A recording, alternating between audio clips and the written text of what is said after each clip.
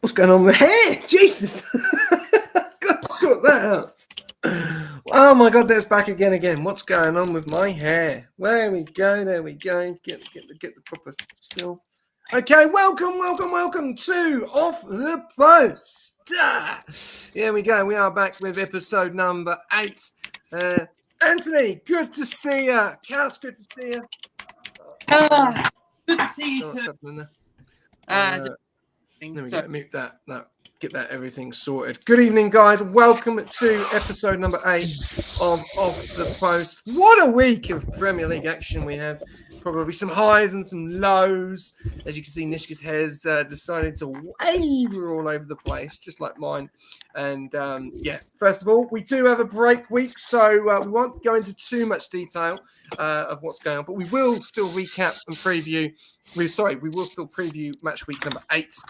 So we'll be ahead of the game as we do have Champions League football as well. But guys, what did we think of the Premier League weekend?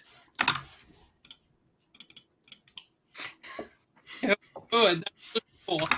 Yeah, you're putting your thumbs up. You're obviously pretty happy of obviously how you got on. We'll touch base straight to your team straight away, and your new signing, and Walter Marty, he seems to be a pretty good signing for you guys at the moment, scoring goals. I think got to be careful not to get him injured, Anthony. Yes, definitely, especially since we currently don't have another striker at the moment. Since I think Osalo is a bit crooked as well, so we need to keep him fit. Otherwise, we're going to have to play Anthony Gordon up front. And we saw that from the early part of the season. That experiment did not work out too well. No, it doesn't. I think Walter Marty just seems to have that sort of, I don't know, the way he is as a player, the target man up front. He just seems to suit the Premier League, and it seems to like he's gonna. He reminds me a bit like Peter Crouch, when he played for Liverpool back in the day. And obviously, there's more to his game, which is going to be very interesting to see. Anyway, we'll touch base on your team later on. We'll go straight over to Nish Kerr. Liverpool, mate, not the best of weeks at all. Galatasaray and then Chelsea. Yeah. Don't know what to say. Well, it doesn't look like you're saying much. Average? Yeah. Average? It was poor. Would you just say it's shit? Just be honest? Yeah, well, they were, yeah. Yeah, that was shit. And what's your thoughts? Like, you're still trying to work out the three who's playing. Obviously Isaac now is playing. He played near enough a full game, 65 minutes, I think 70 minutes before he came off. Obviously, was the assist for the goal of Liverpool, but after that, some people could have said he could have scored a header. Is it match fit? Does he need a little bit more practice? I don't know. Going into obviously the next game. Which is not going to be easy, I don't think, either, the way, obviously, things are going. Do you think Liverpool can bounce back? Yeah, I actually don't think that was a bad game, to be honest. I thought the Chelsea-Liverpool game was actually a pretty good game. We had a pretty average start. We started off real average. Like, took us a bit to get going, then we got going, and then we couldn't get it. We couldn't get the goal to go in front, and then, they just pinched that one right at the end there. This is a hard one to take, but I think overall that game could have gone either way. Both teams had their moments, and then obviously went that way. Obviously, disappointing result during the week as well. Galatasaray, tough place to go win though. They're a pretty good team still. Like, you look at their players they got a pretty decent squad. So. It's not the biggest shame going there and losing, but obviously, it's a habit you don't want to get into though, losing, and opportunity have a bit of a break this week and then bounce back. Probably come at a good time actually. Break. That's what I was going to say. Yeah, do you believe the breaks come at the right time? Yeah, I think so. It gives you a little chance to reset, doesn't it? Even though all those players that slot normally managers and coaches are all on international duty, so he doesn't really have much time to work with them when they get back. Yeah, and that's probably the key at the moment, isn't it? They're just not. I don't think that it's not that we got bad players. It's finding the right system to fit them in and where to play them. You see, he's moving guys around all the time. I think we've seen a better version of Wirtz when he come on. Mm. Yeah, I don't know. I believe he changed the game in a way for them. He actually got things going for them, got the ball moving, which they didn't have in the first half. They looked very, very spineless in the first half. We had no direction of where we were going, and then once he come on, but I think that'll just be it'll be time. It'll just click. I think same with Isak, like that touch that he done there to lay Gakpo off. That's quality. Do you know what I mean? It's just getting more of that from him. So yeah, I think it'll come. I don't know how long they can't let it take too long to come though. No. Anyway, we will touch base on the on that game. And Kaus, well, no more clean record. Everton get the win in the final minute. Talk to me. Yeah, not happy. Not a massive fan of that. I think I'm a little bit frustrated just from just the way we played. I think we knew it was going to be a hard game. I remember I was on here last time and I was like, Everton are no slouch. They're no pushovers. They're a good team. They're a good squad, good players. I rate David Moyes. And there seems to be this little bit of I don't know if I would call it magic yet, but there's something going on at Hill Dixon, right? Like Dickinson, what they've got going on over there. I've never seen the team look so comfortable going into in a different environment, right? And you think about Everton, you associate them with Goodison Park, but this place is like, I don't know. They've really built a really good atmosphere and a good environment for this team to be successful. And I think a lot of teams are going to struggle going to Hill Dickinson. I'll be honest. It's going to be, I would even argue it could be even more of a fortress than Goodison Park was, because whatever they've got brewing on over there, it's cooking something. But I still think we went to the game a little bit. I don't know if I'd call it slow. You know what? Actually, yeah, I think I'd call it slow, lethargic. We could have had a bit of run of them a little bit more. Yeah, we'll get into that when we get to the when we break it down. But yeah, just a little bit disappointed, but we move. You know, it was eventually going to happen, and it is what it is. We move now. Definitely. Yeah, it is. It's hard to take. Anyone want to ask me about my team? Yeah. Don't forget about me. How's your team, SJ? Oh, mate, your team, but that other team was pathetic. The team you played. Yeah. To be honest, I think if you guys had problems there, I'll be honest. Few question marks. I'll be honest with you. I won't say too much about it because we'll talk into it. But no, job done. Easy game for us. I think. It seemed like a training session. West Ham had no shots on target in the whole game. And we were itching to score, like Eze should have scored again. I think we just played well. It was good to see Declan Rice put one in and got a lot of abuse in that game, but for some reason West Ham still don't like him. And job done with the second goal. We could have been more, but end of the day, happy. Same again, another injury. This is the ongoing thing at the moment. Are we going to be going into the whole season trying to keep players fit every game? Because that's now Odegaard. That's now 3 games on a trot, man. That guy is injured, and we've heard it's quite serious. So that's not good. But we'll talk about it more in the recap. But pretty happy. I thought it was a bit of a train session. I watched it with you, didn't I, Nish? And it just seemed too easy, man. West Ham just had nothing. They had nothing. They didn't. Souček in the middle. They needed him. They had no James Ward-Prowse. Fulkrug didn't really do anything. He was probably, both defenders had him in the pocket.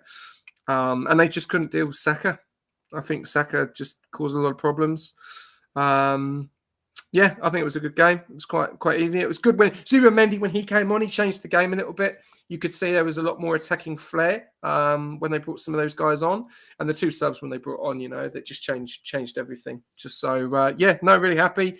And honestly, going into that game, I was not obviously thinking. I was thinking we were probably going to be 1 point behind Liverpool again, not 1 point in front. So a fantastic weekend for Arsenal in general, and. What was disappointing with that game? Even when West Ham they went down by a goal, there was no urgency. No. There was nothing. They didn't want to. They didn't even want to get back into the game. It was bizarre how they're playing. I don't know, but yeah, Arsenal were very good though. You just could have easily bagged 2 or 3 more goals there, very easily. Yeah, I thought. Yeah, I think we could have done. I think. I don't think, to be honest, we went in another gear personally. I think we were quite. Yeah. Cruise control. Yeah, I think it was pretty cruise control. Anyway, let's talk about the whole Premier League in itself. Match week number 7. So Bournemouth and Fulham. We'll do the predictions as well along the way. Kaz, how does that work? Make it easier? Go through them? Yeah, that should be fine. If not, we can do it at the end, mate. It's fine. We can do it as we go. I just need to make the thing, so that's fine. No, good. All right, so Bournemouth and 3-1 against Fulham. Pretty good result there. Semio again. This guy is having an absolute fantastic season for Bournemouth. He's already lit the phrases already of the Premier League with Liverpool, Chelsea, and Arsenal, and now Man United wanting to get involved. And pretty good result for Bournemouth, guys. Yep. Solid. Any questions on that? Nah, did I get the correct score? Pretty sure I did. So, what are we talking about? It's Bournemouth and Fulham. Bournemouth and Fulham. What did you get, Nish? Bournemouth and Fulham, you did get it correct. 3-1.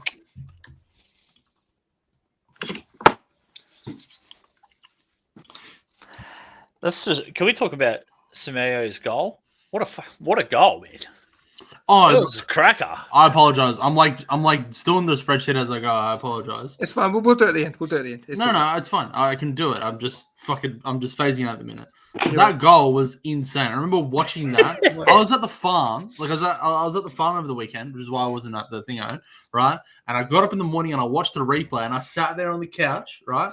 I sat there on the camping chair with a fucking coffee in hand and I sipped. I'm not even taking the piss. Like it was a proper comedy moment. I'm sitting there like this and I took a sip and I saw him and I'm like, I almost spat out my coffee. I'm like, there's no way. This is the most fucking FIFA goal I've ever seen in my entire life. Just cutting it near post and somehow making the keeper. Insane. Crazy. Yeah. It's a great finish. He's unreal. He's such a great player. If he wants to come to Crystal Palace, we'll take him. You know what I mean? Someone's going to come calling with big money for him. 100%. It's 100%. He's a cheat code. That's the next question. Just put it in the chat. Is Semio going to stay at Bournemouth, Anthony? I don't know. It depends on, obviously, if Bournemouth are building something special, which under Iraola, that guy, I reckon he is one of the most tactical. He feels like the next Pep. He is really able to take a Bournemouth side that were really on their knees, when he joined, and he just turned them around. And now I think they're in the top 4, which Bournemouth in the Champions League spot just looks weird. But I need to get used to it because Areola is really. I would actually take him over Eddie Howe at Newcastle. I would take him, but obviously he's doing that good at Bournemouth. But I reckon Semenyo will stay. I reckon he will stay and continue to build the project that Areola is building. That's a big task, Bournemouth have got. And I think the thing is, as we look at Bournemouth and we look at the situation, is that they've lost DJ Hutchinson. They've lost a few other good players. They've managed to keep a left winger, who caused Liverpool a little bit of problems in the first game of the season as well. He was fantastic, the goal he scored. He just seems to be a fantastic player and is just scoring goals for fun. Cass, what's your thoughts? But is this going to be hard for Bournemouth to keep a player of his talent? Without a shadow of a doubt. Without a shadow of a doubt. I think the only way I see a circumstance where Semenyo sticks around at Bournemouth is that his price tag is so ridiculously high that clubs don't deem it like a what's the word I'm looking for? Like a Reasonable? yeah, reasonable and profitable investment. Not to sound like a businessman, but like you know what I mean? Like that's the conclusion that could potentially come to. I think for his sake, it would be a discredit to his career to be staying at Bournemouth, and that's not a slag to Bournemouth. I just think Semenyo is becoming a fantastic talent in the Premier League, and I think there's no doubt in my mind that he should be playing in Champions League games, representing his country, taking his team to the World Cup. I think he has that ability. And I'll be honest, that Ghana team, I know we're getting a bit ahead of myself, but World Cup's in a few months. That Ghana team's looking good with Semenyo and Mohamed Kudus on those wings, and I think they're going to be a team that a lot of nations need to look out for. But that's in the future. I think he has so much quality as a player. It's funny because you look at him and he doesn't have that finesse or that I guess that beauty to it, if you get what I'm talking about. You look at like players like Ronaldo, Ronaldinho, they're fantastic players to watch. They catch the eye. Semenyo is just efficient, right? And in a world of this day and age of football where efficiency is key, yeah, actually, great comparison, right? And especially in this day and age, right? Efficiency is key, and everyone looks at the stats, everyone looks at the numbers. I think he will be on the top of everyone's list when it comes around, even to January. I wouldn't be surprised if I see a team that's struggling. Like let's say if City continue to struggle, here comes some monies. You know what I mean? I wouldn't be surprised. Obviously, Bournemouth want to hold on for as long as possible, but money talks, baby. Someone will pay it. Someone will pay it. Tottenham were going to go for him, and I think Arsenal were in for him as well. But I think the price tag was too much. Now, talking about other clubs, Liverpool have been looking at Salah replacement niche regarding obviously Elise, from Bayern Munich. Semio is going to be on the cards of a lot of clubs. He'll be on the radar too, yeah. Yeah, especially 100%. For Liverpool. So from your point of view, replacement for Salah, then you've got replacement for another winger for Arsenal. Chelsea are looking at him now. Tottenham will probably be coming in. So what's your thoughts to replacement for Salah? Oh, I think all those teams will be looking for a winger of his caliber. Do you know what I mean? I don't think there'll be one team that wouldn't want him on their team, really. Obviously Salah's coming towards the end of his not the end of his career, but like end of his top flight career as a winger, out and out winger. The guy's going to start losing pace. You can see even this season so far, his touch is letting him down just a little bit. The ball's getting away from him a little bit. I don't know. That could be a form thing, or that could be just him getting older. I don't know. As for replacements, there's numerous wingers you can look at, isn't there? You don't know. You don't know who's going to stand out. You don't know. Obviously, he's a standout from a lesser team now that you go get. But there's other guys that fail at one team too, and you can give them Salah is a prime example of that. He failed, and then we got him for bargain price, and then look at him. Yeah, the guy had it there the whole time. He just needed to flourish in the right environment. So that's what it comes down to, doesn't it? Some guys flourish, some guys don't. Look at Anthony at United. Terrible, absolutely terrible. And then he goes away. There's a few players like that. He just starts scoring goals. There's a few players like that. Kevin De Bruyne went to Chelsea. Shocking. Didn't do anything. Went to Man City. Wow, lit it up. Best player. Salah went to Roma. Then he went to Chelsea. Cole Palmer at City. Yeah. Well, I don't know if he got given a chance though. I think it was too. You brought Man City would look at that and go, "Oh, we need a Cole Palmer now." They probably didn't want him when he was 19. Same with Jadon Sancho. Moving players on, and then all of a sudden they flourish. Same with McTominay for Man United. Going to Napoli, and I think he's the captain of Napoli or something stupid. So, Anyway, on other news, we'll go over to the next team.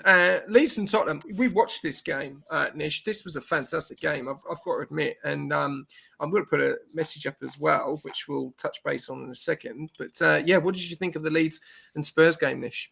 This scoreline doesn't do this game justice, man. The Leeds were all over them, to be honest, for most of the game. They really got away with it, man. They really did.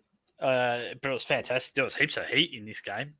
There was spitfires all over the pitch. Guys were going in for challenges. This game had everything. I actually thoroughly enjoyed watching this game. And Leeds, man, they've turned the corner the last 3 weeks. They're actually a really good team to watch. Yeah, I do agree. I watched the game as well, and I'm looking at this and I'm thinking. I listened to Jamie O'Hara, and God, that guy talks some shit and talks sport. And he was saying, Van der Ven and Romero are the best partnership of centre-backs in the world. Are you having a laugh? Are you having a laugh, mate? Like, seriously? You were 15th last season. Yeah, you won a trophy. Fair enough. But I look at Spurs against Leeds and I'm thinking, man, if one of those defenders gets injured, you are stuffed. Because there does not seem like Xavi Simons, man, he just does not seem to be going with the play of the Premier League. They don't have anyone up front. You know, you look at the goals that were scored from Tottenham. Kudus again with a great finish. He just misfit the keeper the wrong way. They just look awful, honestly. Honestly, I'll say the same thing with Nish. I can't believe that was 2-1. I thought that was 3-2 all over. To Leeds. Honestly, they dominate the game. I'm just bringing up some stats now. 16 shots to 4. Tottenham 9-3. And the only 2 people that scores was obviously Kudus and, Mathis Tell. Leeds United all over them. In possession, in passes, in pass accuracy, in shots. I'm going to go to you, Cass. Is this the same Tottenham we're seeing every season? I feel like you always ask me that question every single podcast. I think you did. There's a bit of a narrative going in here, Jack. There's a little bit of a narrative, but I think you're trying to push the agenda. You know, I hate fucking Tottenham, but I will praise them when they're good. I like Thomas Frank. I think Thomas Frank is going to do a lot more than what other Tottenham managers have done. I honestly do. I think he's got a system that works. I think Kudus is a fantastic player. I think Tottenham lack that playmaker at the moment with James Maddison out. They have got no target man up front. Solanke is out. Richarlison is he's not the person to rely on. And I think if they didn't have Romero or Van der Ven, they'd be screwed. No, look, I agree. I think even so, I agree to some capacity, right? I was very much a Tottenham follower. And Postecoglou was managing them, right? And I think I had a keen eye on them. Last season, the thing that always kind of rubbed me the wrong way is they were very one-dimensional, right? I think that's very clear when you watch any Postecoglou team. But that one dimension is super effective when everything is flowing. The fact that they had a lot of injuries last season, I think it was a massive Achilles heel. I know everyone talks about it, but when you don't have 2 starting centre-backs in such a very defensively stressful system, you're going to have problems. You're going to compete. I think Frank is a lot more pragmatic, which I like for Tottenham.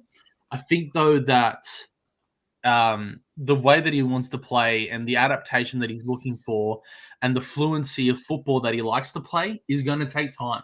It's a harder way to play. It's a more complex way to understand football. It's definitely very effective. I'd even argue maybe even more effective than Postecoglou's. But there's always going to be growing pain. I do think there was a lack of quality in Tottenham's side, especially with Heung-min Son moving on. You're losing like 20 goals a season there easily. I don't think he reached those numbers last season, but he's still a fantastic product. Ahmed Kudus, could he take over those numbers? Time will tell. Yeah, I agree. Well, they signed Mathis Tell, didn't they?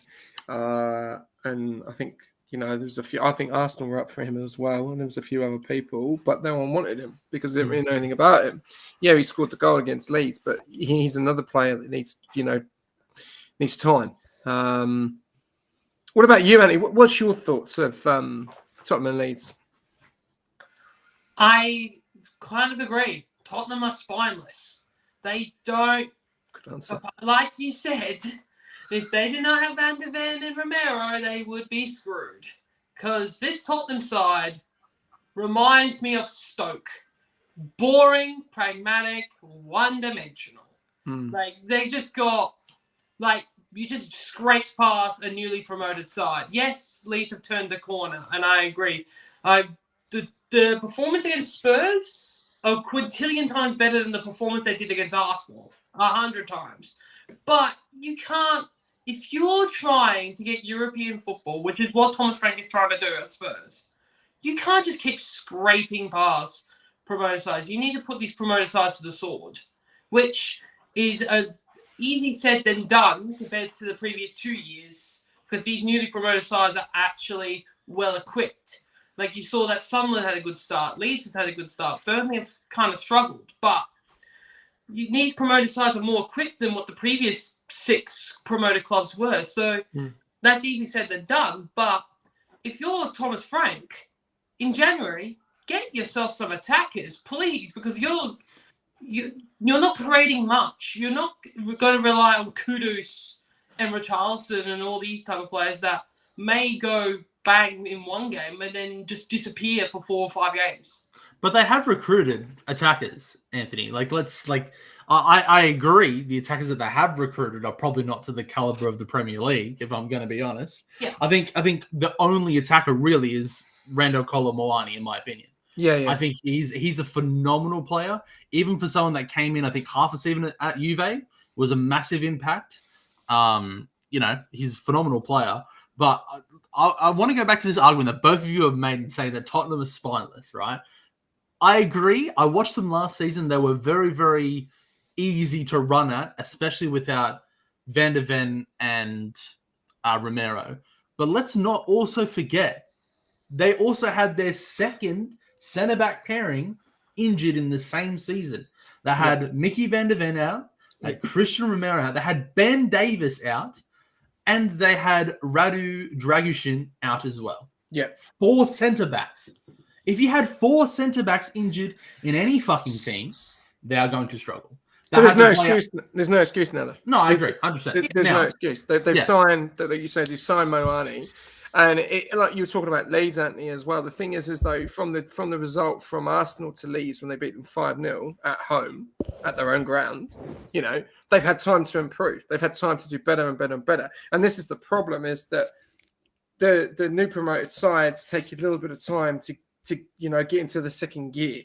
Everyone's talking about Liverpool. Oh, they've not hit 4th gear yet, or 5th gear, or 6th gear. And when they do, what are we going to see? Because they've got probably the strongest 3 or strongest 3 players in the world of football. And when those two bring that cohesion together, they're going to be a scary force. The problem is, are Liverpool going the same way as Chelsea, signing all these players, spent all this money on defenders, and still not fixed the club?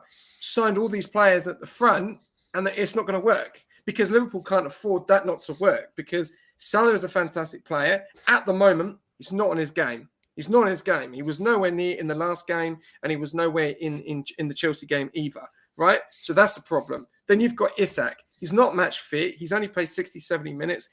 When he starts doing stuff that we know what he can do, we know he's a fantastic player. Wirtz, we don't know what's going on at the moment. I think it's now not 8 games. He's not assisted anyone. He's not scored anything. Yes, he's making a difference. Stats and GAs and all that are all over him. You've got Gakpo, who was on the bench. Hugo was on the bench, So we don't even know what Liverpool's starting 11 is really at the moment. Same with Spurs. Colomwani hasn't played. Solanke is out injured. James Maddison, their captain, he's out. So they are lost they're losing a lot of players. So when they get them back, then we might see a different Tottenham. But the promoted sides, they need to pick up because they can't keep playing how they are. Sunderland, they played Man United, which is the next game, right? They lost. You'd look at that game and thought, No way would they have lost because they were all over United. It was just the keeper that kept them in it, and they weren't clinical enough, you know. Burnley nearly should have drawn against Liverpool, unfortunately lost. Should have drawn against Man United, unfortunately lost. But then you see Man City put 5 past them. You know, it is the Premier League, unfortunately, as we've said so many times, it is up and down like a yo-yo. No one thought Crystal Palace were going to beat Liverpool last week. No one probably thought Chelsea were going to beat Liverpool last week, you know? But it is what it is. And results keep changing. The way I look at Spurs and I look at Leeds obviously need to learn from that result, find out what they can do. Because they've got some fantastic players. Calvert-Lewin played awesome against Spurs. I thought he was brilliant. I thought he caused them problems. But he's old. I don't think he's got it anymore, you know? You need someone fresher. He's Premier League proven. That's why Okafor is playing a lot more now. You know, you look at other Leeds players, you know, they've got some real good talent. You look at Tottenham and you think, well, Kudus, fantastic player. Nine times out of 10, he's going to score, right? They've got nothing up front. So where is their target coming from? You know, that's what I look at personally. Yeah, absolutely. And I agree that like one person said in here before, like they're not the players that they have are not the like in my opinion, the standard of what Premier League players like Kudus, yes. They just need to just find that absolute out and out striker that is just similar to a Kane. Like a guy that is just that out and out striker that's able to score them 20, 25 goals a season. Like what we found with Isak, what Liverpool found in Isak when he starts to build on it. When you found in Gyökeres, like that striker that you could just rely on and banging the goals. Because right now, you got some good players like Kolo Muani, Solanke, Richarlison, but they're not like Kane and Son level. No. Muani could be. Muani, yes. But when are we going to see, like, when is he going to start playing? When he's not injured. Yeah. Anyway, we'll move on. We'll go to Man United and Sunderland. Cass, Man United, got the result here, and a lot of people probably thought that this wasn't going to happen because Sunderland played a fantastic game. Man United did have the most shots and stuff, but Benjamin Sisko on the score sheet again. Yeah, it's not bad by United. I think somehow, some way, they've shifted into gear, and I think Liverpool are looking for advice on how to get there. You know what I mean? But we won't go there. They might not. My bad, Dish. My bad. No, but in all seriousness, I don't want to go into no fucking Man United gear. I'm telling you that much. I'll be honest. I think I look at the Mason Mount finish. I just thought that was something that I remember seeing in that Chelsea team, and you know, just a little bit of flair from Mason Mount. You know, and I've always believed he had a little bit more of ability than the rest of the team. Honestly, no, I'm going to be honest. I do think so. Like, biased aside, right? As much as United are a terrible club at the moment, I do think Mason Mount, as a footballer, can provide a lot. I think injuries have really killed his career, like the momentum anyway, especially since he's a Champions League winner. You know what I mean, SJ? Just you need to keep watching. You need to keep playing FIFA, Cass. Mason Mount is a shit player, mate. He is not terrible. He is shit. He spent most of his time injured, and it's Sunderland. Champions League winner, by the way. If the defender stands 10 yards off him, of course he's going to put it in the fucking net. Like, come on. Champions League winner, by the way. I don't give a shit. Champions League. Man United are a bastard. European nights. They've got a manager that's got no fucking clue of what to do, you know, and you're playing Sunderland. If you don't smash Sunderland at home at Old Trafford, then there's a serious problem. Sorry to say, you know, like Man United, right? For instance, we're just going to go over this and I'll let Nish talk. Man United playing Liverpool next, right? Best time to play Liverpool. They are fragile. They don't know what's going on at the moment, right? Man United have sort of found a little bit of form, right? But Man United and Chelsea was, like Nish said, he explained it the other day, 2 basket case teams. Absolute shit football. It was scrappy. It was this person gets sent off. It was absolutely pouring down with rain. You know, they got no clue, honestly. And you've looked at Man United against Burnley and other teams. So they're playing Liverpool.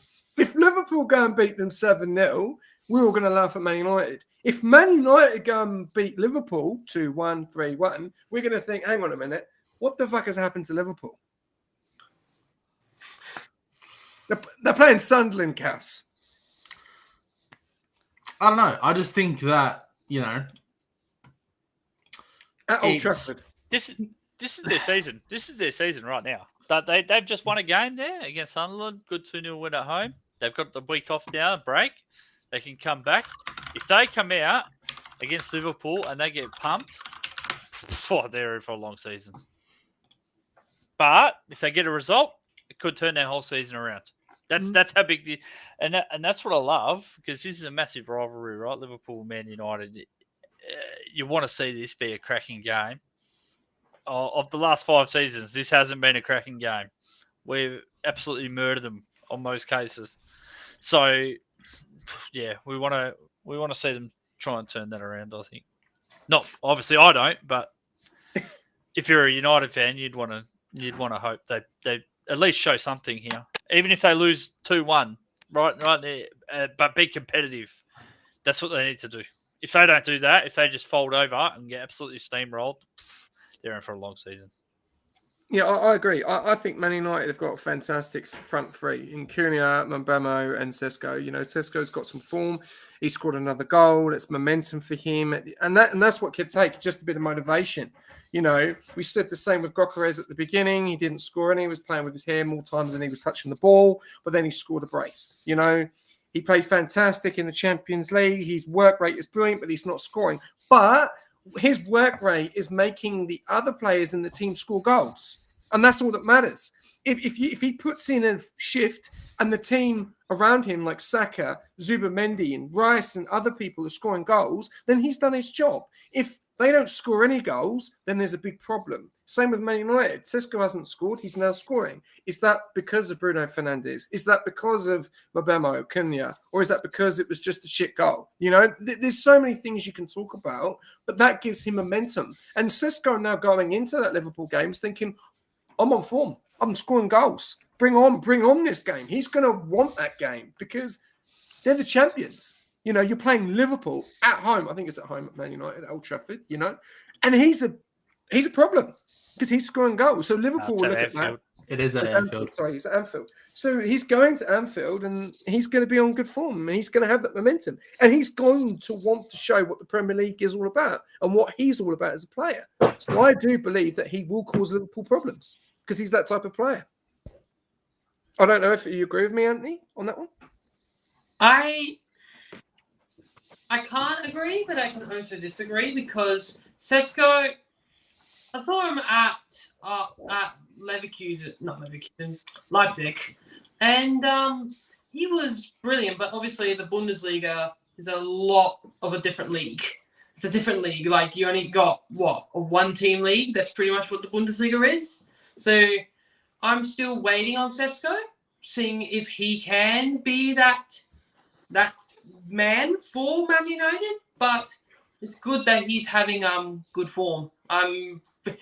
We were slightly looking at him during the time where we were looking also at Voltemade and Ekitike, so I mean that he's scoring goals, but for the wrong United. Well, yeah, it's 100%, and it gives him momentum, and I think it's going to be a fantastic game. I'm looking forward to it.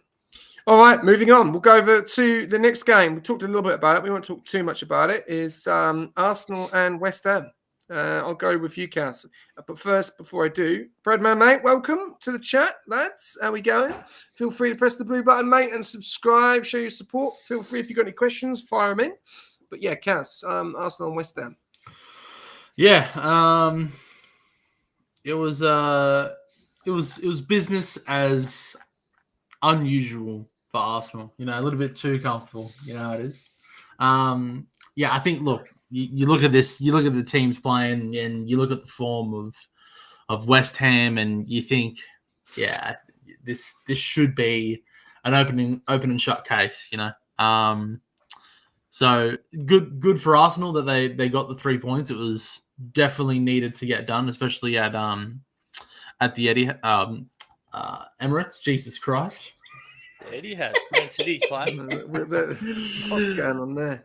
No, yeah. So it's a good result by them. I think I think there is question marks still over Eze a little bit, in my opinion. I think he doesn't look like the player he was at the moment.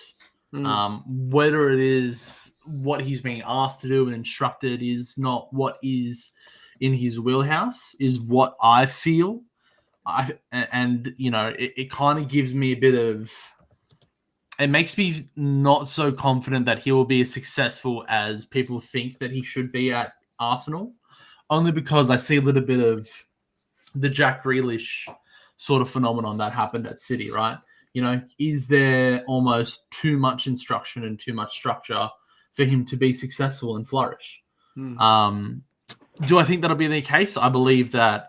I have so much faith in Eze. I've seen him absolutely dominate teams, single-handedly when he was playing at Palace. But I think when you've got a player of that caliber on your squad, you kind of just give him the ball and say make something happen. But as I mentioned before, we're in a day and age where stats and cohesion and playing as an 11-man team instead of individual attack through one player is not really the norm and not really something that is maybe even effective, if you might say. But I'm cautiously optimistic, but I'm hopeful that Eze will become a little bit more threatening for Arsenal. Okay. Got a question that's just come in now. This is for you, Cass, and I'm going to say something that me and Nish were speaking to about the other day. Are Arsenal the favourites now? I think in context today, on the 9th of October, yes. Do I think they'll win the league? That is a different question in itself. To say someone is the favourites, especially with the context at the moment, it's a fair statement, right? But, can they translate that into winning the title? That is a different question in itself, and I don't think Arsenal have the direction. I've said this multiple times. I just don't think Arteta can provide. Well, not this season, really. Like, with me, just going over that, me and Nish, we spoke the other day. Odegaard and Eze, we don't seem that they can play on the same pitch together. It just doesn't seem to work. But now, Odegaard is out for 3 months with a medial ligament injury, which is a shame because, that's not what you want, unfortunately. The World Cup's this season. The World Cup's coming up, and we've said along the lines of, does Odegaard do too much? Does he create enough? And then the last few games in the Champions League, he was fantastic. He was really good against Olympiacos when he came on. Didn't really do too much. Are we now going to see the likes of Eze now fill that role? Because he's got 3 months and number 10 is his shirt and he's in that position. I hope so. But as I said before, I believe in Eze's ability, and I think he can do it. It's just whether or not he'll be given the time and the space to be able to create and to be effective and to not have, I think there's also a little bit of misunderstanding maybe in the way that he wants to play with the rest of the players that he's playing with. Like I remember there was a specific scenario that happened at the City game when you guys were at home. And I remember there was a ball that was played. It's almost like there was a bit of confusion between Gyökeres and Eze. I'm not sure if you remember this, but it was almost like there wasn't that instant threat of this is, as soon as I see this is what's coming to you. And almost like that understanding of this is now your role as a striker and almost how to progress that forward. I also just don't think Gyökeres is that great of a player anyway. But yeah, I just think, whether or not Eze will be effective, I think his ability is fantastic. It's undeniable in my opinion. I think it's just up to the rest of the team as to how they work around him and how they can be effective in attack. It's funny you saying that because I'm going to go on to Nish in a second, but it's like a little bit like Liverpool with Arne Slot with Wirtz. Eze has played on the left and he's played in the middle, right? He played in the middle and he set the assist for Martinelli, who scored a great goal, right? Yeah. Newcastle, I'm surprised the guy didn't score 2 goals. Yeah, he was absolutely fantastic. He was on the edge of the box, and you knew that, Anthony. 2 shots, fantastic. Then he goes back to left. Then he goes back to the centre. So it's like, where are you playing him? Now, no Odegaard. He's going to be playing in that centre role, unless they go defensive and they do this Marino and Zubamendi and Rice shit. That's what I was just about to say. Does he play in the middle? Arteta has shown that he has so much faith in this MM9 guy, Mikel Marino. Like, can we wake up to ourselves real quick? It's prolific. Oh, he's a fantastic goal scorer. Yeah, a phenomenal striker. He's not a midfielder. No. He and I know his position is a midfielder, and he does have, and it's crazy to say because, he actually does have really good striker profiling in terms of the way that he plays and the pockets of space that he finds. But he's not a creative 10. He's not a midfield player. He's not someone that you play the ball to and you watch him turn and open up space, and he has the vision to be able to find the pick the pass in the right moments in the right space. It's not his game. He's a Maguire in the last 10 minutes. In the last 10. He is. You put him up front. You put him in the box, a corner, boom. He's good in the air.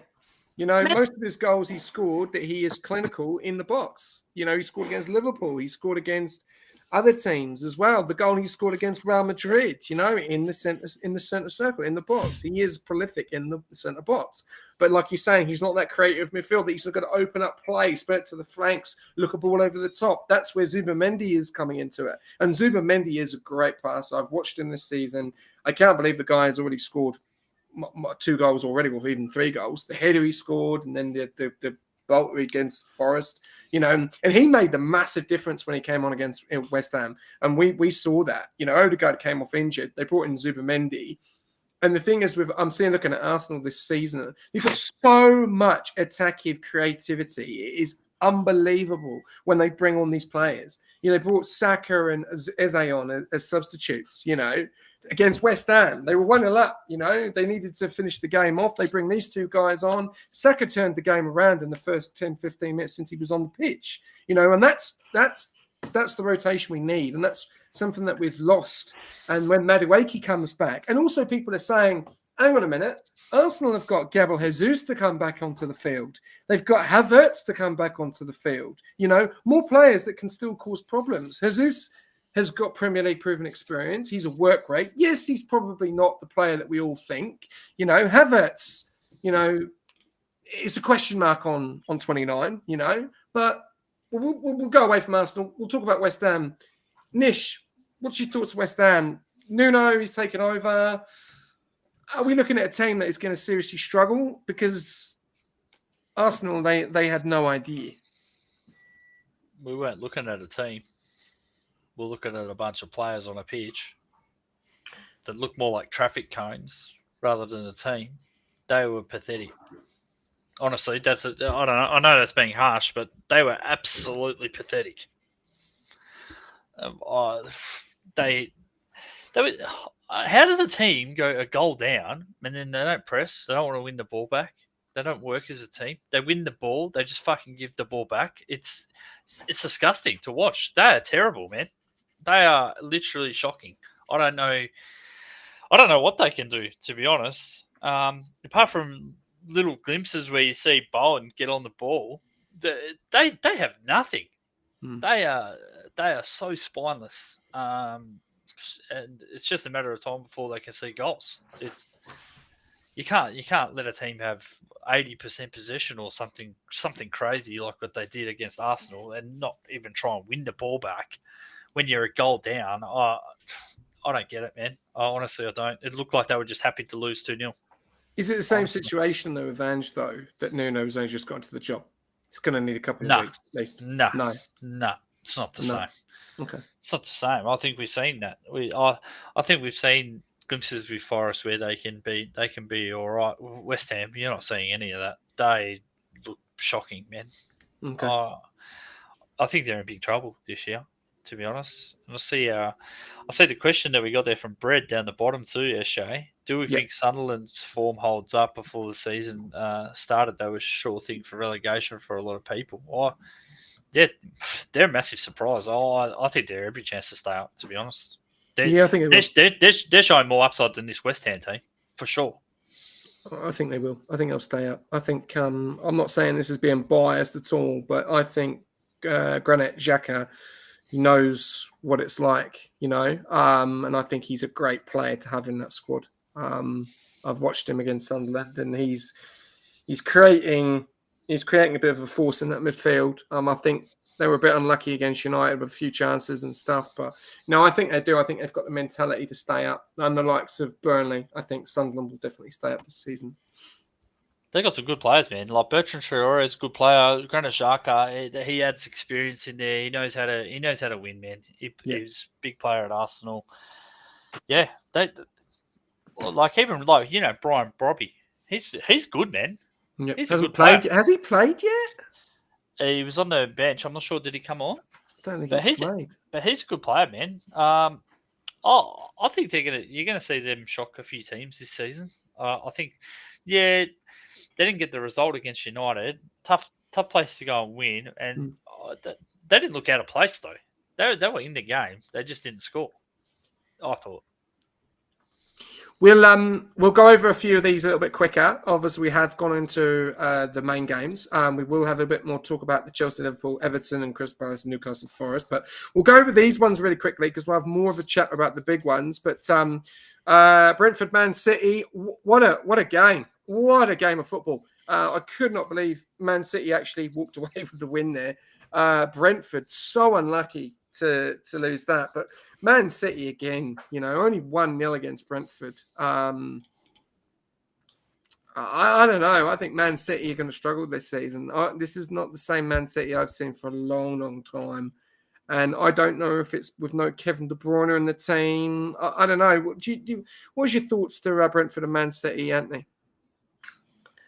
I didn't get to catch this game, but I did watch the highlights. And like you said, Brentford were unlucky but Man City got the 3 points. And especially in a title race where you're seeing Liverpool flounder.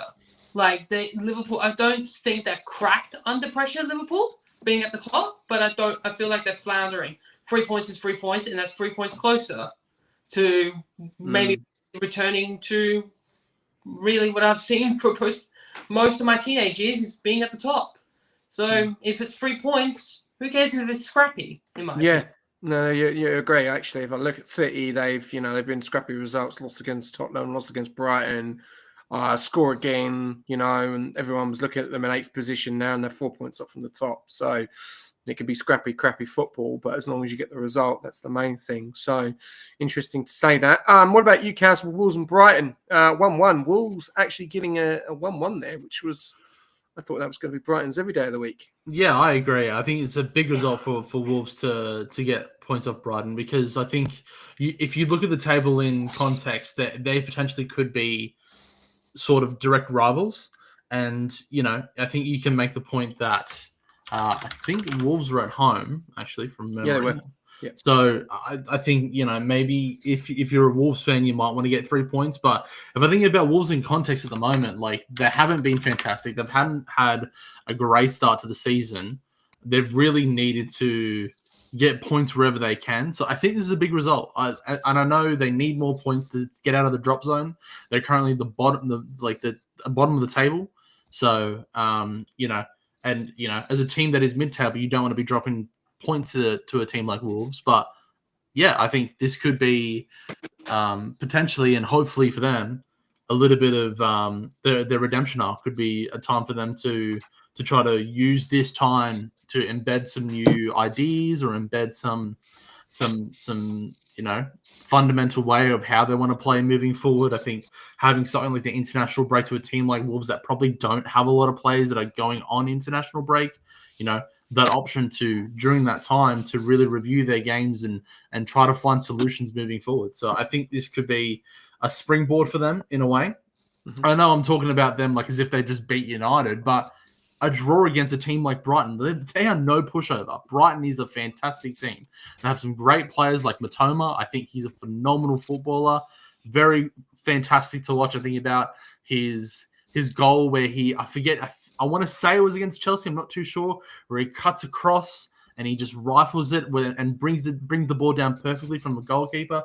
Such a fantastic player. I think I think of Fabian Herzl as a manager. He's been fantastic. He's been a bit of a breath of fresh air to the Premier League. Someone who is very, very statistically aware and focused. You see him stand at iPads a lot of the time, hitting up a lot of, singing and trying to get a little bit of guidance from the people around him.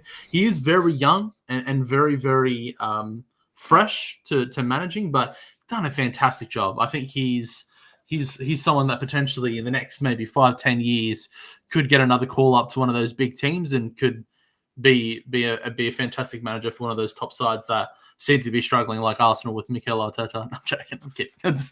My bad. I was actually. I think Wolves have done very well to keep Larson. I think he. I thought he was going to Newcastle. I thought you guys were going to get him.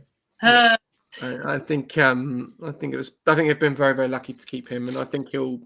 If there's anyone going to keep them up, it'll be him. They were lucky. 100%. They were lucky this game though. Brighton were all over them. They were lucky. But that's the scrappy point that they needed. They needed a scrappy point. They got it. But Brighton probably opportunity miss for them, I reckon, this game. To go over to you, Nish, for the next game. Aston Villa and Burnley. We're starting to see some form. It's 2 wins on the bounce for Villa now, and another win and more goals. So we're seeing the turn of Villa. Yeah, okay. I've kept backing these guys in that they're going to turn the corner, and they finally have. And I've taught this guy up as well as Ollie Watkins. Daniel Marlin getting a double in this game, and that could really kickstart him. I actually really rate this guy. I think he can be a fantastic player. So hopefully that gets him kickstarted in the Prem. He's had a bit of a tough start to life in the Prem, and hopefully he gets going. And I think Villa. I think they probably turned the corner now. I know Burnley, they're not the easiest team to play. To be fair, they defend well, but obviously they done the job there. They got the goal early, then they scored a second one, which is important against Burnley because Burnley is just going to try and scrap a goal. They got the second one, and Burnley did scrap a goal in the end. So 2-1, I think that's a good result for Villa, and I think you'll see them start hitting their stride now. They're too good. They're too good of a team, I think, to not be up in that sort of top half, I think. Okay, cool. All right, we'll go over to the last 3 results. Newcastle, Chelsea, Liverpool, and Everton, Crystal Palace. First up, Anthony, Newcastle, Nottingham Forest. And again, another loss. It looks like it is in... He could be in dire straits before it even starts before Christmas. But Newcastle, job done, mate. And a great performance, as we did say, from the target man again, Nico Waltamati. And Bruno Guimaraes just proves that he is just such a wonderful footballer. Like, you can see that I can see a bit of not, I was about to say De Bruyne, but in a bit of a way where it comes to his dictate of his passing. Like, he's just that rock in that Newcastle midfield. And you talk about Joelinton and what he has done over the last, year or two to go from maybe one of the biggest flops in Premier League history to one of the best boxers. Guimaraes has just been such a revelation in that Newcastle midfield. And that goal he scored, he could put the prime Gianluigi Buffon in that goal and it maybe wouldn't stop it. That was just a wonderful, cracking goal. And then Waltamati Waltamati is just proving that that Bayern executive wrong when he said that we were a bunch of idiots paying that much money for an unproven striker. He scores again. And it's the first Newcastle striker in 29 years to score in his first 3 games at St. James's Park. And that was Alan Shearer. Yeah, that's huge. Those 3 midfielders you mentioned, Anthony, they're there. I think they're close to the best midfield in the Premier League. Tonali, Guimaraes, and Joelinton. They're phenomenal, man. Those guys. I actually really like them, and they're a big reason why Newcastle are as good as they are, I think. I just wish Tonali can play some World Cup football. play as much World Cup football as me. So, Do you think having that front three for the first time this season is now the start of Newcastle? Because you haven't played Alanga and Gordon together. I reckon as well. I love Anthony Alanga. He proved it when I was watching him at Forest. He was that dynamic winger that we kind of needed. Not to say that Jacob Murphy is a bad footballer. I love Jacob Murphy for what he has done over the last forever that I remember him at Newcastle. But Anthony Alanga has not stolen his spot, but I reckon he's starting to move ahead of him. But Jacob Murphy is still a wonderful impact sub. Oh, And he's got so much pace. to have two great wingers that can play on either side if needed is a luxury. Mm. Do you believe that your striker and Walter Marty is going to cause a lot of teams problems? Yes, I reckon as well, because not to compare Isaac and Voltamade, but two massive target men who you can whip it into the mixer and just you can get yourself a header out of it. Yes, Isaac is more technically on the ball, more hold up type of striker, but Voltamade may not have the pace of Isaac, but he has that hold up play which can release Alanga and Gordon, and they can burn. Gordon and Alanga can burn on a counter attack. So and then you can just whip it in, and Voltamare's just there. So I feel like, unlike other strikers before Isaac, like we had Hosselu, who was maybe that target man, but never worked out at Newcastle, and Wilson, who took a couple of years to get to his good 15 goal a season striker. He's just slotted right in there. But I feel like we do need a backup, especially if Olasa is going in January. We do need that backup striker, because apparently Eintracht Frankfurt are looking at William Osala on loan. So we definitely need that backup in January. Because if he's injured, like I said, we have to play Gordon up front. And we saw how at the start of the season when Isaac was on strike, how that went. I think having Visser out as well injured is such a shame, because he's such a good player at Brentford. You know, I was so surprised when they got rid of him. And I think the thing is with Walter Marty as well, I've seen on his game, and I saw it against Arsenal, is he's more to his game than just, being a target man in the box. He's really good at holding the ball, pretty strong. I don't know if he's starting 11 for Germany. He reminds me of a younger version of Janka that used to play for Germany back in the day. But I don't know. You see, the thing is, these players, they come in from, because he's coming from a club really that has not, are not big. Stuttgart aren't as big as you think they are. They're not as big as they were back in the day.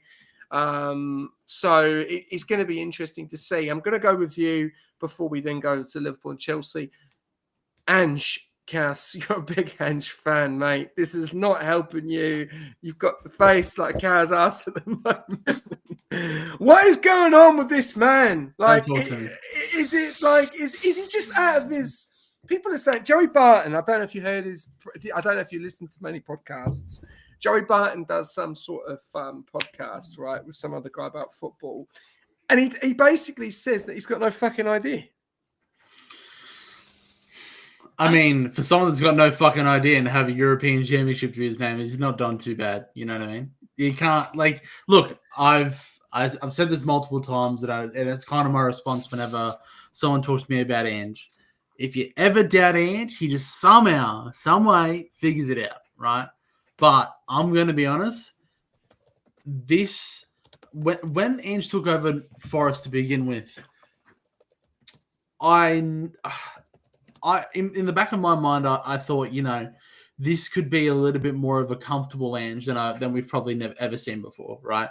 He's always taken these high profile jobs. You think of Celtic, Spurs, even the Australian job, right? To take over the national team. It's not a small job, right? It's a big job.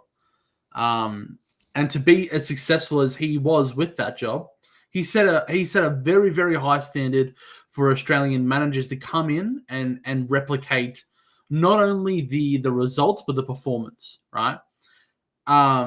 I think about this Nottingham Forest job, and I'm just like, there's, I thought to myself, very little jeopardy. We could see a little bit more of a relaxed Ange, something with just a little bit more of a blank slate for him to try to enjoy getting back to managing a smaller side, and to see if he can rebuild that magic that he did with Brisbane Roar. I know that was many moons ago, but that was a fantastic project that he completed with them, right?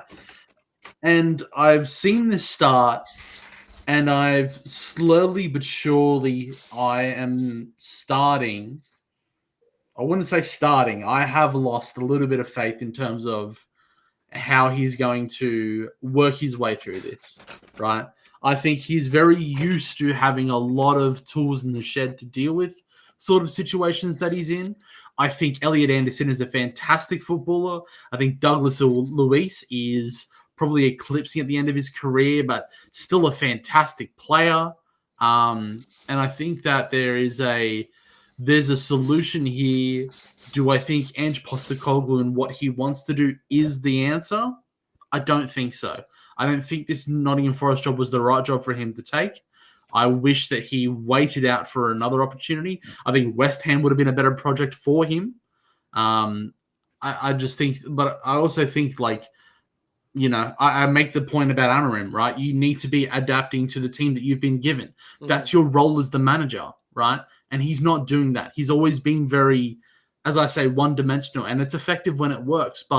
And take truthfully, that into account. Also, Nuno spent 40 million or 50, 60 million on the players already. Ange didn't spend any of that money. But the thing is that Nuno didn't even want those players to begin with as well, SJ. So it's not like he was, piss off. What are you doing, Nick?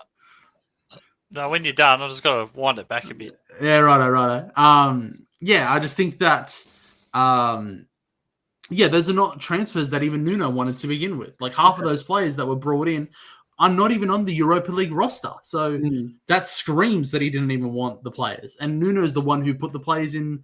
Nuno was the one that was managing while that Europa League squad selection time period was getting completed, right? So, but that's a good team, Cass. I look at that Forest team and I'm like, Chris Wood, prolific last season. He was nowhere this season. You look at Omri Hutchinson from Chelsea, got great talent, not playing. From Leicester City? Ipswich Town. He come from Ipswich. I'm thinking I'm blue in my head. Yeah. Douglas Luiz got experience in obviously Brazil, Villa, Hudson Odoi. Not playing. They're not playing. He's playing Morgan Gibbs-White on the bench. That's your captain. Why is your captain on the fucking bench? Well, I don't understand it. And the question, I'm sorry, I don't want to fast track you, but right. Is Ange getting sacked before Christmas? I wouldn't be surprised. Yes. I'm saying yes because I feel like the Tottenham sacking has dented his confidence, I reckon. I feel like him finally winning a trophy with Spurs and ready to build on that project, for him to be sensationally sacked, I reckon he's just banged his confidence. And to build for this Forest side, they need to turn this around. They need to turn this sinking ship quick, because otherwise there's going to be no European football for this Forest side. And I love Forest. Like, Forest is a great historic club. Like, I'm happy they're back in Europe, but they're not doing it with Ange because, like you said, it's one-dimensional. Like, this Forest side spent years under Nuno's system, which was more defensive, but obviously great on the counter-attack. Ange is just this press, and you're just going to get found out. And that's what happened against Newcastle. He just got found out of this. He has no plan B. There's no plan B. I think one thing I'm really surprised about, this will be the last thing before we go into Liverpool and Chelsea, is that he didn't struggle, Nuno, for Forest. He got the boot because of the relationship with the owner. Yeah. Now, I think that's wrong. I really do, because Conte spoke up. He still got into the season with Tottenham before they fired him, and you've got rid of him. You brought someone in, and it's just not working. Are you going to fire that person? You know, like I don't know. I think they've got it all wrong. I think they should have kept Nuno, and should have gone at West Ham. That would have been my, my deal. I don't know why they've got rid of him, because now you're looking at your club and you're thinking, right, we've got rid of someone that. And to be honest with you, Leicester City, that was a up and down game for Nottingham Forest last season. They should have won that game, and they should have got into the Champions League. And it is unfortunate. But what Nuno done with that team was fantastic. No one thought Forest were going to be anywhere near there, and I can't believe they got rid of him. So I don't know. I think the chairman or the owner or whatever of Forest have got to eat their own hat on that one, unfortunately, because I think that's the bad decision that they've made, and they've got to learn from it. Yeah, they got to wear it too. Before Nish reels it in, that has been reeling for a little bit, right? Man, I've been reeling. This is going a long way back. This is going a long, long way back. All right. We're trying to wind this back for a while.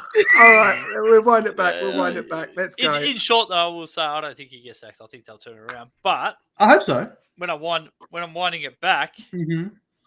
Who in their right mind listens to Joey Barton? Are you fucking serious? The guy's out of his mind. Yeah, I know. I know. No, I'm not listening to him. You said you listened to him. No, Don't give me that. No, I watched. He mentioned it in the podcast too, Nish. Yeah, right. I watched this podcast. Wild. I watched this podcast and I listened to what he had to say, and I was using it as a reference. I can't stand him. I think he's a fucking idiot. But disappointed in you, Chad. That's all I had to rewind back to. Anyway, we won't go into too much because I know that we do have other things going on. Yeah, we've already gone for almost an hour and a half, and this is recapping the last week. Yeah, I know. So we'll start the last two games. If we have to do the fixtures for the next week. Yeah, fucking hell. We'll have to wait. We'll have to wait for the next episode. We'll be fine. We'll get it done. Liverpool and Chelsea. Talk to me. Yeah, Nish, talk to us. I don't want to talk to us. All right. I already talked about it earlier. We'll skip it then, yeah? Are you happy with that? You don't want to talk about it? Have you frozen? Yeah, but no. Are you sick, Nish? No, well, the game was even. It could have gone either way. Even? We started off shit. They finished shit, and then they got a winner at the end. Job done. Okay, cool. We'll move on to Chris. 3 points drop. We move. Thanks. We move on. We've got a break. We'll come back, hopefully. Yeah, there you go. We'll talk about you, Kaz, because I know you're not very happy about this. But obviously, it's the only team now, I think it's every team now, that have lost the game all season, apart from Crystal Palace. But what a sad way to lose a game. And the man that we've been speaking to about, can he make it in the Premier League? Can he reinvent himself? Well, he fucking did, didn't he? Because he scored the winner against you guys. Jack Grealish, talk to us about the Everton and Crystal Palace game. I'll say one thing first. That was fucking karma. That was karma. 100% karma for when it was Liverpool Everton game. I knew you were going to say that too. I knew you were going to say that. No, yeah, where's the fishing pole, Manish? I don't have one. I've never been fucking fishing.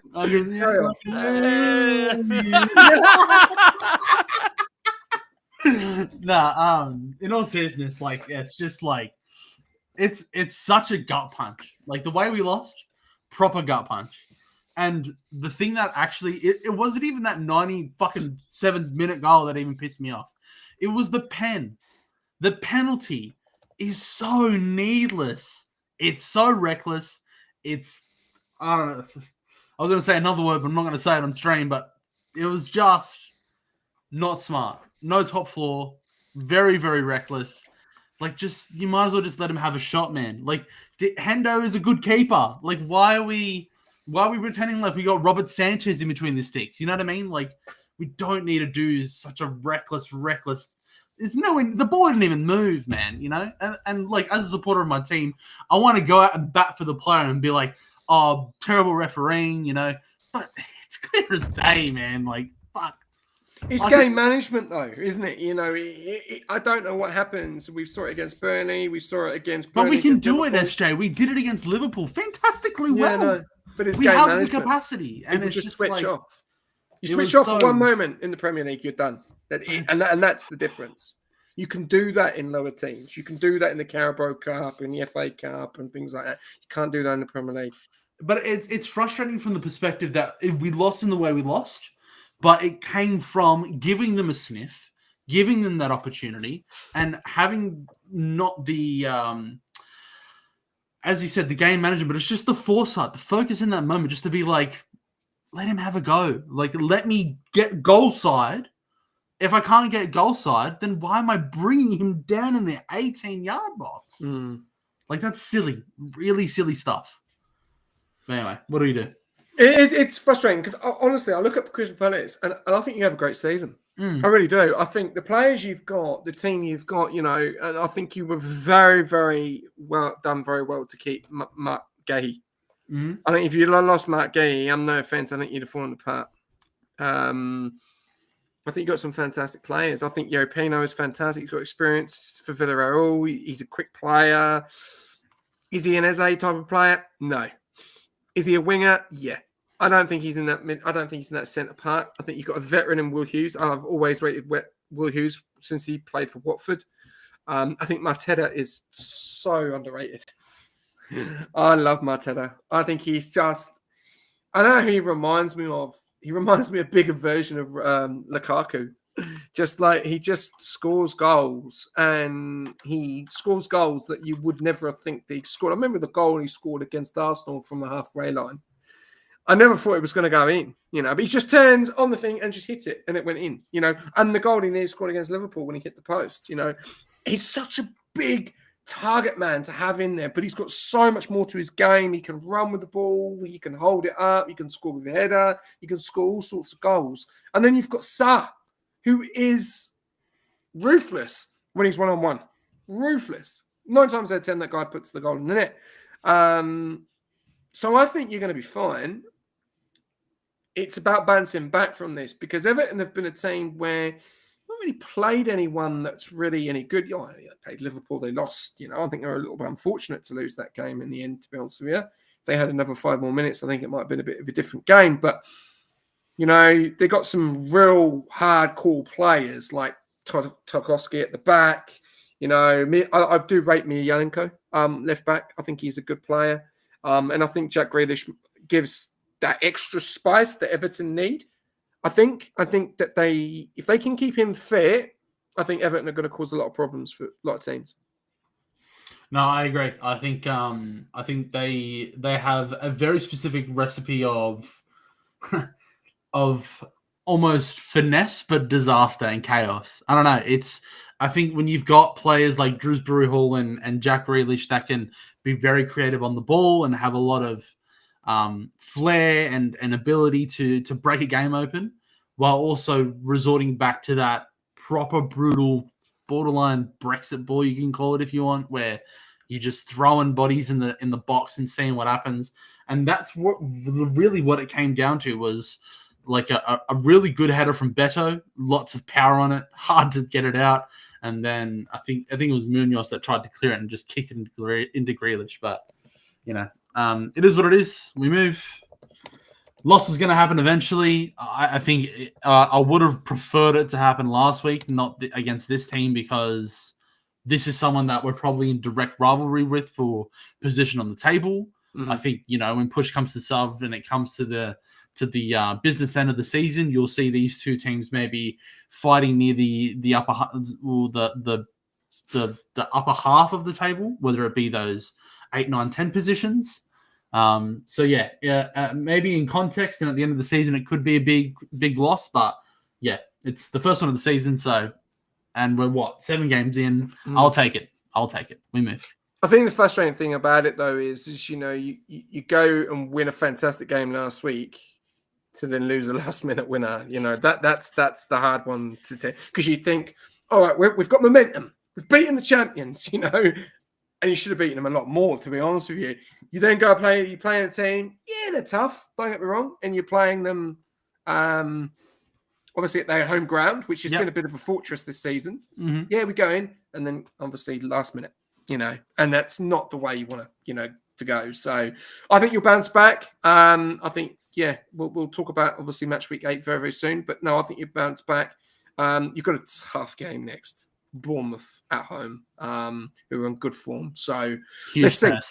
Let's see what happens. All right. On that note, let's go over to match week 7 predictions. Who is winning this time? All right. So the points as follows. Let me pull it up.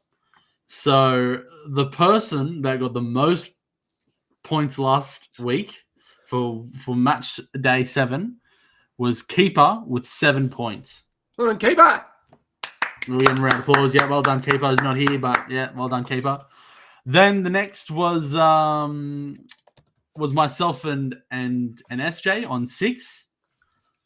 And the last 2 positions go to Nish and Shaz on 5. But honestly, close week.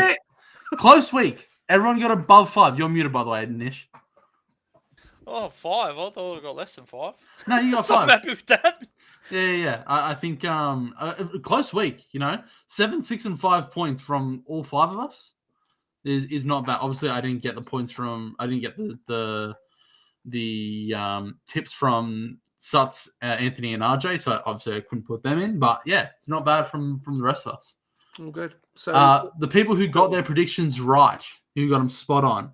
SJ, you got the Leeds and Tottenham tip correct, 2-1 to Spurs. oh my god, I voted on Spurs. Oh, he's Keeper. picked Spurs. Keeper had got 2 correct. So Keeper well got done. the Aston Villa and Burnley game correct, 2-1 to Aston Villa. And he got the Bournemouth and Fulham game correct, 3-1 to Bournemouth. Yeah. Nishka was being a pain in the ass because he kept asking what the predictions, and I said, "No, don't spoil it, because then it makes us feel like an idiot." Yeah, I didn't get any air correct. me out on the live stream, mate. Just throw me under. Where's the bus? What time's that bus coming? Hold on. In front of it. Hold on. Dum. Oh, Dum. what was that? Was that Nishka? Oh my god. One more time. That's well done, actually. That's well done. Oh, That fuck, is right. great I'll put it back in drive. great impression.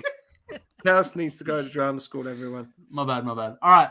Shaz got the Arsenal and West Ham one correct, 2-0 Arsenal. Well done, Shaz. And he got the Leeds and Spurs one correct as well, 2-1 to Spurs. Well done. Oh, I think Nish, you got one right as well. You got the Bournemouth and Fulham one correct, 3-1 to Bournemouth. Yeah. Well done. Good job, guys. Who's leading? Oh, fuck off. Fuck off, yeah. You just being a wanker. Wanker. Come on, who's leading? I want this shirt. You know?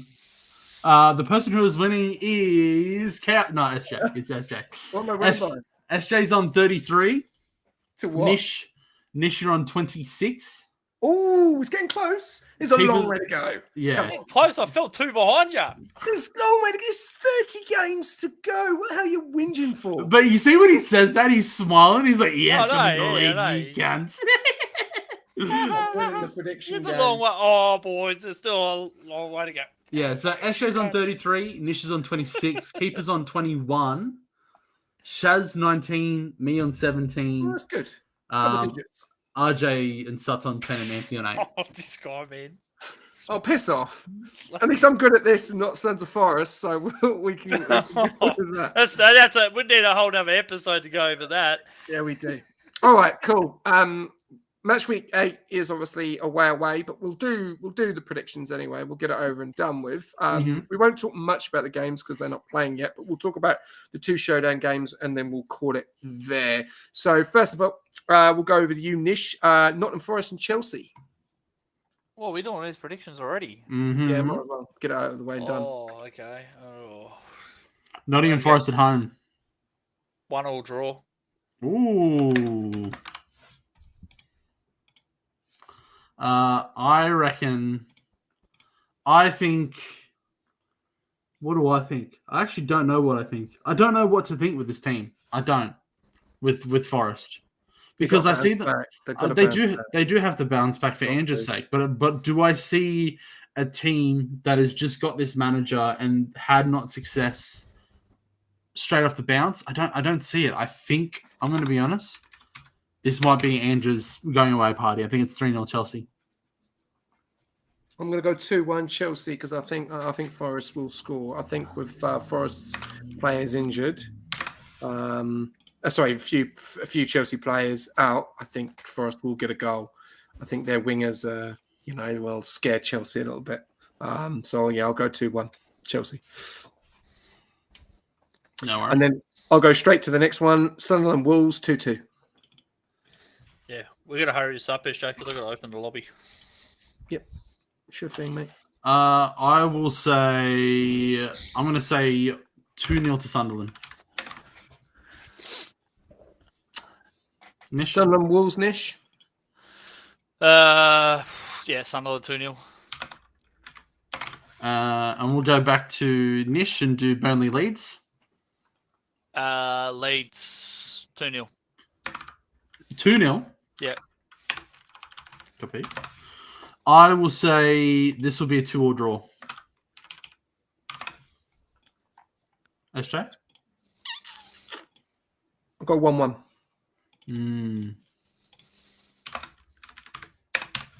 And then do Palace and Bournemouth. This is a big game. I'm not going to lie. This is a big game for us. This is huge. 2-1. 2? Pass. Nish? 2-2 draw. I'm not going to lie. I was thinking the exact same thing, Nish. I think this will be a 2-2 draw. And you know what? I'll be happy with that. Next game is Brighton and Newcastle.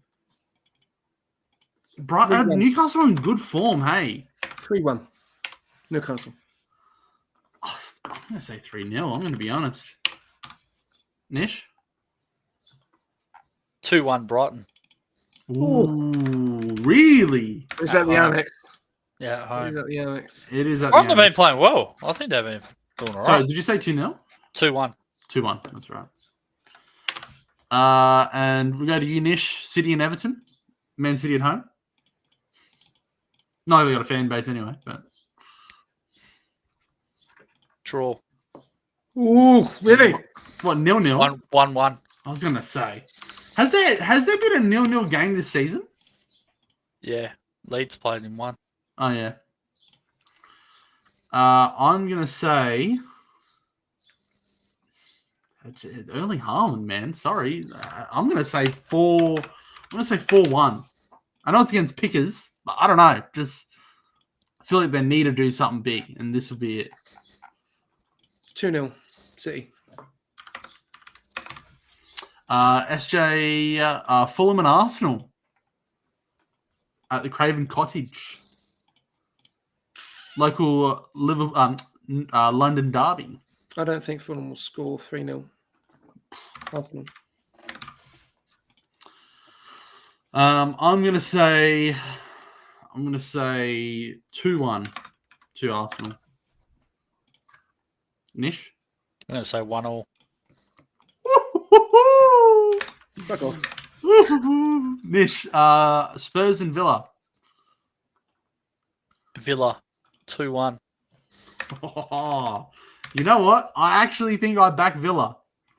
I think I'm going to go 3-2. I think Spurs will score some goals. 2-2. Oof. Liverpool and Man United. SJ. 3-2. Liverpool. 3-2. Fucking hell. I'm going to say I think this is going to be 4-2 to Liverpool. Nish? 4-0 Liverpool. With Canate? The way you were abusing him last week. Fucking hell. You said 4-2, he said 4-0, and you looked at me and go, what? And I went 3-2. That's a bit more... Well, I was thinking that because you give United 2 goals. That's what I was thinking. Yeah, I think so. I think Bruno Fernandes will score against your midfield. Benjamin Sheshko, mate. Come on, he's I your think he'll mate. score as well. He's your I mate. think 3-2. I think Salah will score Sesko's 2. my mate. He's not my mate. I think Sesko... I said he's overrated for the pro. I think... Why are you paying that much money for Benjamin The way Sesko? you and Keeper talk about him, it's almost like he's fucking a Liverpool. Got a Liverpool jersey on. No. Don't get me confused with Keeper. Come on, man. I think Salah... I wasn't talking will about score him like 2 goals. Anyway, continue. All right. West Ham, Brentford, Nish. Brentford 3-1. I was thinking the exact same thing. I reckon Brentford will take this game. I reckon 3-0. Oh no! What did I just do? Can you guys still hear me? Yeah. Yeah. I could easily see that. What just 3-0. happened? What did you do? I think I've just fat fingered a key that I shouldn't have. You guys hear me still? Yeah. All right, righto. 2-1, Brentford.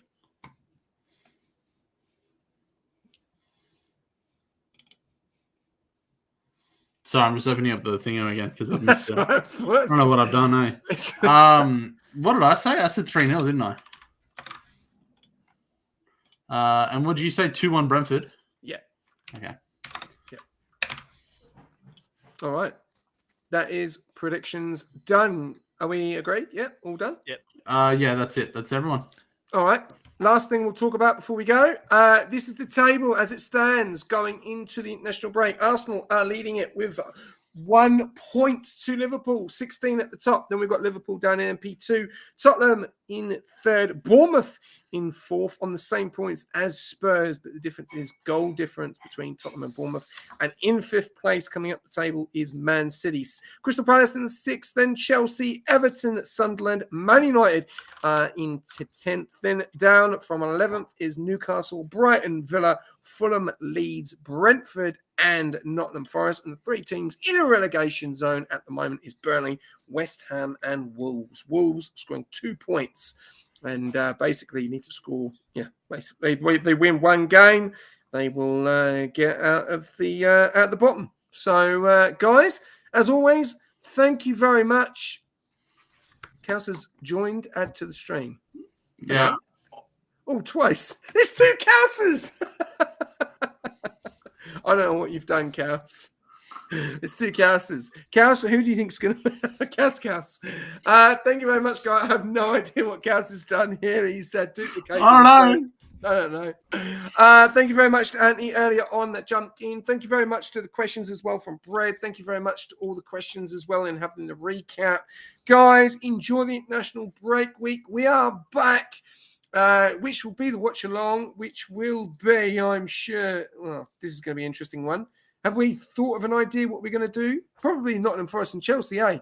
That's 12:30, guys. That'll be the watch along. Nottingham Forest and Chelsea is the watch along. When's this? Next week? Yeah. Let me look. Sunday, the 19th of October. Yeah, that's at 10:30. Yeah. That's 7:30 for me. Yeah. And then probably Liverpool and Man United will be the next one that we can watch as well. Yeah, I'll be around. Yeah, cool. All right. Well, they're the 2 watch-alongs. We'll get amongst it. Thank you very much, as always. Thank you very much, Kaus, to doing the predictions as well. Guys, remember, if you are wanting to get involved in Off the Post, then feel free to flick us a message on YouTube or just message us direct and we will get you on the show. Thank you very much, as always, guys. Nish and Kaus, we will see you next time on Off the